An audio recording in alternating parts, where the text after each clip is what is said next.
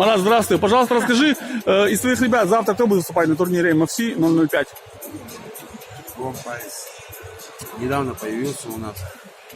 Такой, может все, может бить, может бороться. Пришел ко мне тренироваться, недавно, походу, приехал сюда. Я так посмотрел на тренировки, умеет все вообще. Рекорд есть какой-нибудь? 1-0, по-моему. Будем... Ну, он там по любителям, он там чемпион Азии, чего-то Будем там. следить.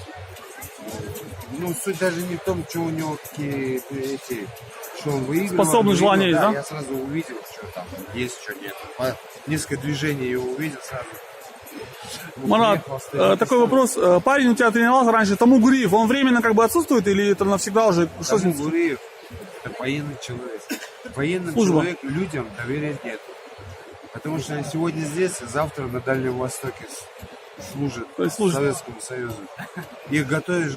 Защищает нашу родину. Тому это один из самых наитайлантливейших людей, который могла быть очень большая перспектива, но военные дела ему покоя не дают, его посылают в командировки туда-сюда, и я, как говорится,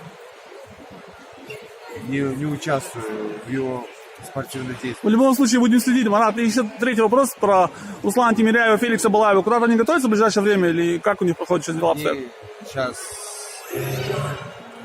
Феликс уехал домой, там у отца операция серьезная. Не буду говорить там, что как серьезная операция.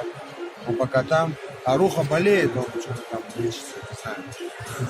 Как с ними пока. Дай Бог здоровья. Спасибо большое за ответы, спасибо тебе.